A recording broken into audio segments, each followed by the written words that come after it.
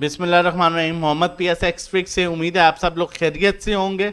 अब market view करेंगे, उसके बाद हम इंशाल्लाह टेक्निकली देखेंगे, हीट मैप पर देखेंगे और फिर कोशिश करेंगे ये जानने की कि कौन से सेक्टर्स मूव दे सकते हैं, कौन से स्टॉक्स चल सकते हैं, मार्केट में क्या मूव आ सकती है, टेक्निकली लेवल्स क्या बता रहे हैं कि मार्केट कल जो है वो दोबारा रेड रह सकती है या ग्रीन हो सकती है, सब जानने की कोशिश करेंगे। चैनल नहीं सब्सक्राइब किया हुआ, काइंडली चैनल सब्सक्राइब कर लीजिए ताकि आने वाली हर वीडियो की नोटिफिकेशन आपको टाइमली मिल सके।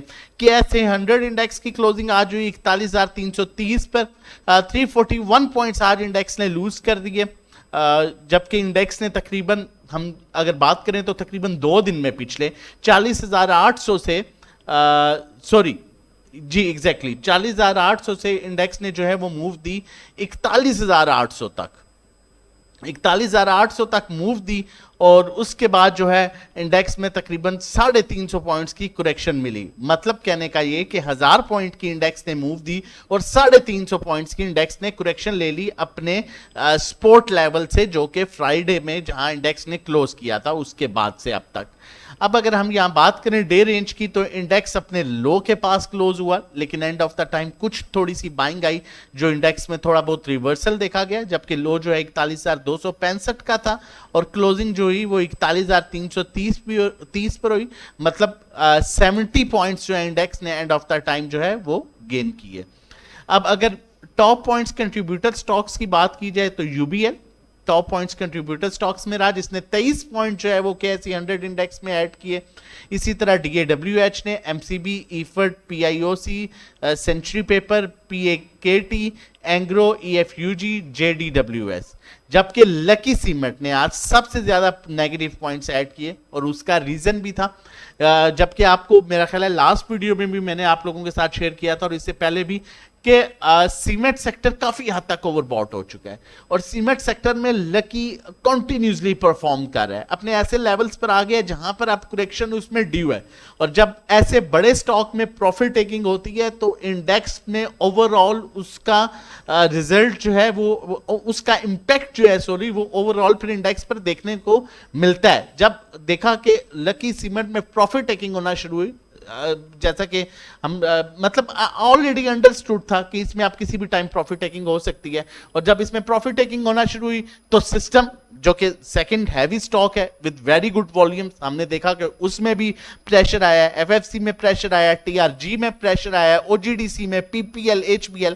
अगर आप ये 5 स्टॉक्स आप देखें ना तो ये वो स्टॉक्स हैं जो नॉर्मली आपको वॉल्यूम लीडर्स में एक हफ्ते में 1 या 2 दफा ये आपको स्टॉक्स वॉल्यूम लीडर्स में मिलते हैं, TRG, PPL, OGDC, system, lucky.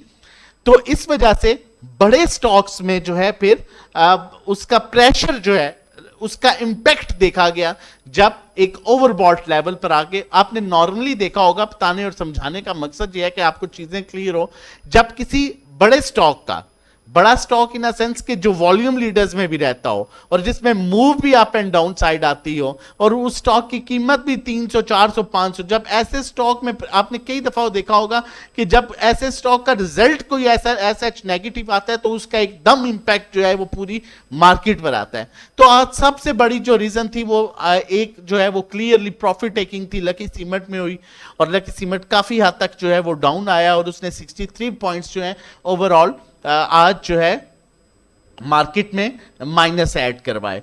अब अगर हम यहां पर अट्रैक्टिव स्टॉक्स की बात करें तो यूबीएल रहा, DAWH रहा, MCB रहा, EFERT रहा, PIOC रहा, CPB, PAKD, Engro, EFUG, JDWS। यहां तक हमें जो है वो मार्केट का व्यू क्लियर करते हैं, उसके बाद आप चलते हैं और फीपीलीपी देखते हैं ताकि हमें आइडिया हो सके कि इन्वेस्टर क्या, इंस्टीट्यूशन जो है क्या बाइंग सेलिंग कर रहे हैं और मार्केट पर इसका क्या इंपैक्ट आ सकता है। बैंक्स को देखें तो बैंक्स कंटिन्यूसली बाइंग पर है, बैंक्स ने कल भी बाइंग की थी और परसों भी जो है वो बैंक्स बाइंग पर था। After Friday, after roll over week जो है वो बैंक्स बाइंग कर रहा है, एक इदारा जो है प्रॉपर बड़ा इदारा बाइंग पर है। ब्रोकर्स ने आज माल को बेचा, कंपनीज बाइंग पर हैं। फॉरेन कॉर्पोरेट्स ने आज जो है वो सेलिंग की, उसके अलावा फॉरेन इंडिविजुअल्स ने बाइंग की, इंश्योरेंस कंपनीज ने सेलिंग की। आज का जो मेजर सेलर रहा वो म्यूचुअल फंड्स रहे, म्यूचुअल फंड ने हैवी सेलिंग की, जबकि NBFC बाइंग पर है, अदर ऑर्गेनाइजेशन सेलिंग पर हैं। ओवरसीज ओवरसीज पाकिस्तानी जो हैं वो सेलिंग पर है। अगर देखे जाएं तो इदारों में बैंक्स एक इदारा बाइंग कर रहा है, कंपनीज बाइंग कर रही हैं, लेकिन एज सच इतनी ज्यादा बाइंग नहीं है, लिमिटेड बाइंग है। फॉरेन कॉर्पोरेट सेलिंग, लेकिन एज सच इतना बड़े सेलर नहीं है। बड़ा बायर जो है वो इंडिविजुअल्स है और सबसे बड़े सेलर जो हैं वो म्यूचुअल फंड्स हैं। किन सेक्टर्स में क्या बाय सेल हुआ वो मजीद जानने की देखते हैं और मजीद जानने की कोशिश करते हैं कि उसका इंपैक्ट क्या मार्केट पर आ सकता है। ऑल अदर सेक्टर्स में देखें तो ऑल अदर सेक्टर्स में जो है इंडिविजुअल्स बाइंग कर रहे हैं, इंश्योरेंस कंपनीज अच्छी बाइंग कर रहे हैं, बैंक जो है वो होल्डिंग पर है, फॉरेन कॉर्पोरेट्स बाइंग कर रहे हैं, एनबीएफसी होल्डिंग पर है। मतलब ऑन एंड ऑफ जो है ऑल अदर सेक्टर्स में बाइंग सेलिंग हो रही है।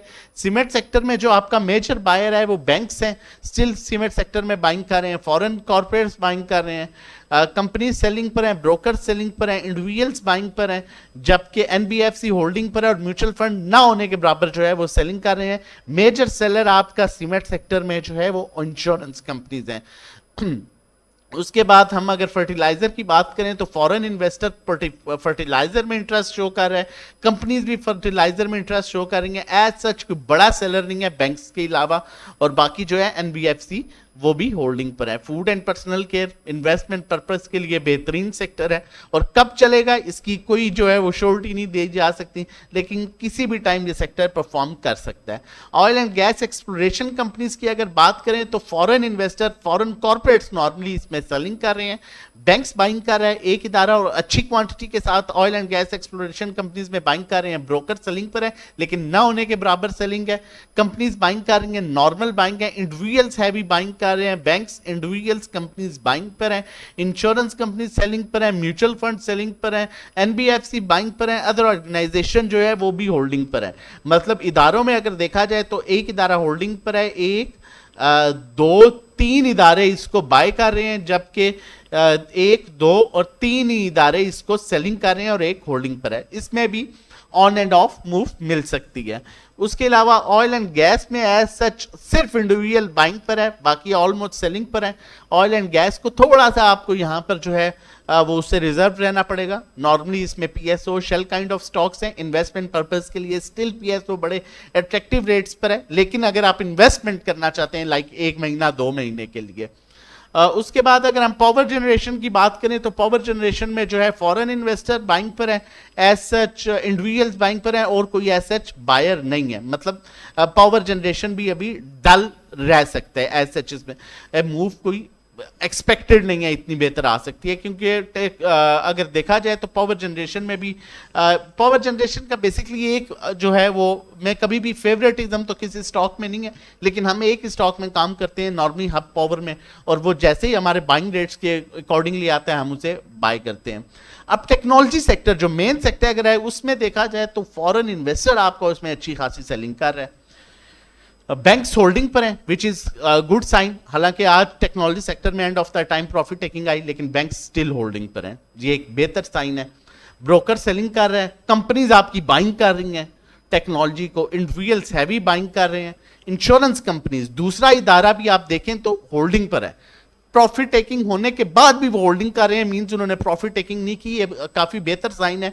बैंक्स ने भी नहीं की, इंश्योरेंस कंपनीज ने भी नहीं की, म्यूचुअल फंड हैवी सेल रहा है आज, जबकि एनबीएफसी ने भी नहीं प्रॉफिट टेकिंग की, अदर ऑर्गेनाइजेशन ने भी नहीं प्रॉफिट टेकिंग की। तो टेक्नोलॉजी अगर ओवरऑल पोर्टफोलियो देखा जाए तो टेक्नोलॉजी जो है वो बेहतर लग रहा है, टेक्नोलॉजी भी बेहतर लग रहा है, और उसके अलावा ऑयल एंड गैस भी जो है वो बेहतर लग रहा है एक्सप्लोरेशन, क्योंकि उसका रीजन ये है, टेक्निकली भी देख लेते हैं। आज मैं मजीद इंडिकेटर्स के साथ भी आप लोगों के सामने क्लियर करूंगा कि मार्केट की क्या मूव हो सकती है।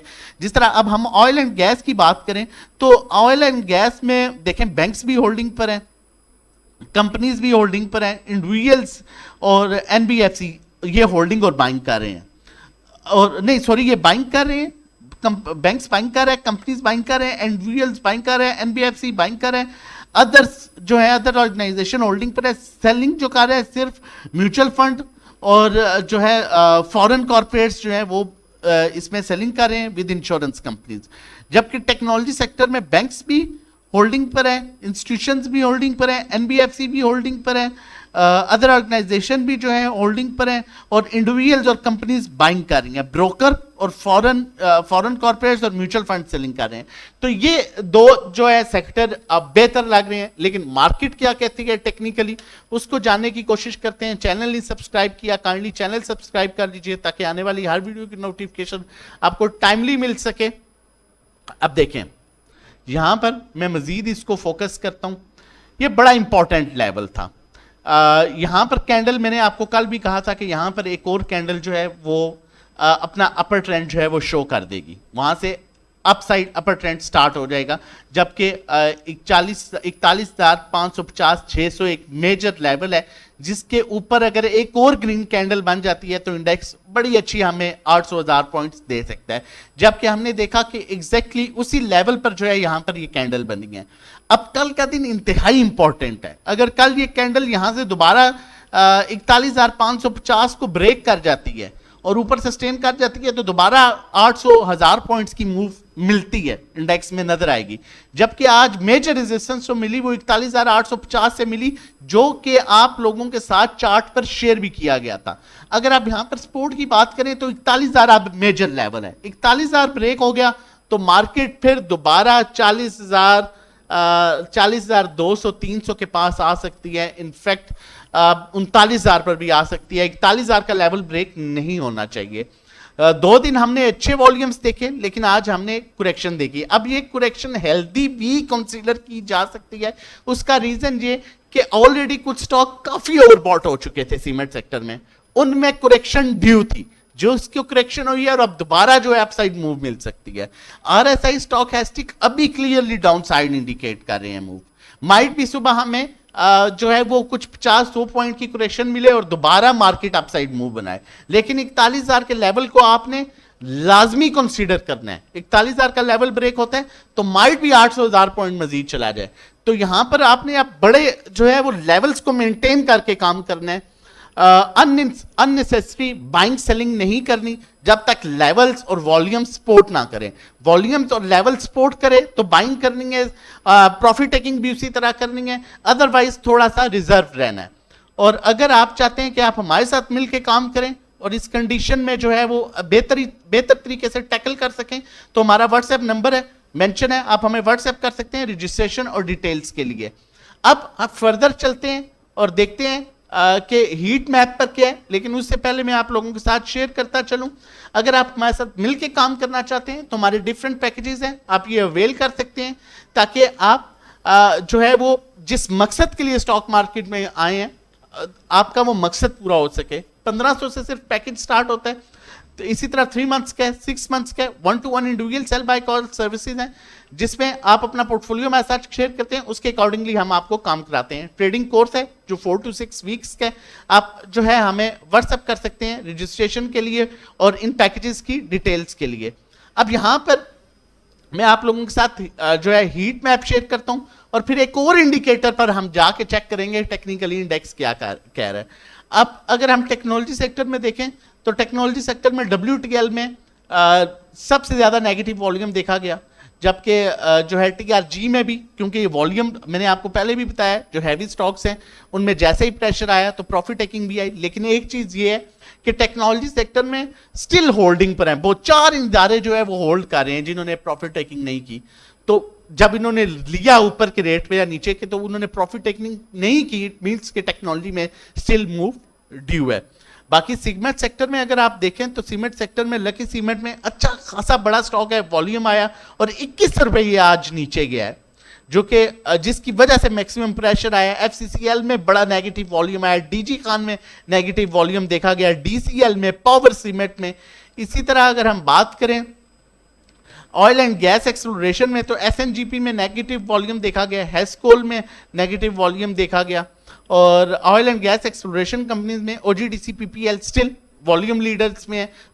इनमें अगर इंडेक्स सपोर्ट करता है तो इनमें काफी अच्छी मूव मिल सकती है क्योंकि इनमें बड़ा अच्छे वॉल्यूम्स जो हैं वो अट्रैक्ट कर रहे हैं और हैं भी अपने अट्रैक्टिव रेट्स पर।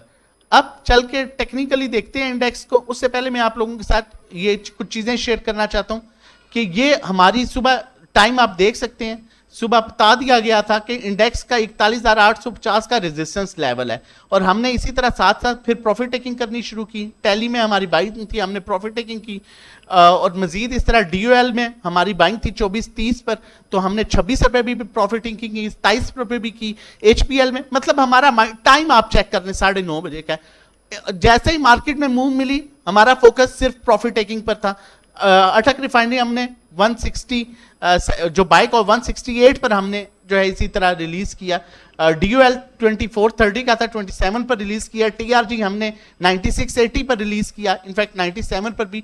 तो मैं यही आपको कहता हूँ 9770 पर भी रिलीज किया। आप टाइम चेक करें 10:15 बजे का, और उसके बाद फिर हमने वेट किया कि आखिरी आधा घंटा 15 मिनट में जहां पर हमें अट्रैक्टिव रेट मिलेंगे हम दोबारा बाइंग करेंगे। यही मैं आपको कहता हूँ, सोच के काम करें, समझ के काम करें, टेक्निकल्स को फॉलो करें, लेवल्स को फॉलो करें, आगे पीछे से सुनी सुनाई बातों को ना फॉलो करें। देखा समझा है नहीं और ले लिया, आपको ग्राउंड रियलिटी पता होनी चाहिए कि क्या है। और अभी तक अगर आपको कोई बैड एक्सपीरियंस है तो आप इस मंथ का स्टार्ट हमारे साथ ले सकते हैं। और आपको यहां पर मैं एक और भी बेनिफिट देता हूं, अगर आप हमारी सर्विसेज अब से लेते हैं लाइक फर्स्ट से, तो आपका पहला दिन जो है वो मंडे से कंसीडर किया जाएगा, क्योंकि आगे 2 छुट्टियां आ रही हैं तो वो नहीं कंसीडर किया जाएगा। अगर आज या कल आप सर्विसेज लेते हैं तो आपका पहला दिन जो है वो मंडे से कंसीडर किया जाएगा। अब यहां पर ये इचिमोको क्लाउड है, ठीक है, इस पर अगर हम देखें तो इंडेक्स एग्जैक्टली आपकी लाइन देख रहे हैं, जैसे ही अगर रेड लाइन जो है कैंडल को ब्रेक कर जाती है, क्रॉस कर जाती है, और नेक्स्ट कैंडल जो है वो रेड लाइन के नीचे बनती है, जैसे यहां पर बनी, जैसे यहां पर बनी, तो फिर down trend, down side move मिली। तो कल का दिन बड़ा इंपॉर्टेंट होगा। अगर ये बन जाती है और डाउन साइड बन जाती है तो माइट भी हमें आगे मजीद जो है वो इंडेक्स में नेगेटिव मूव मिले।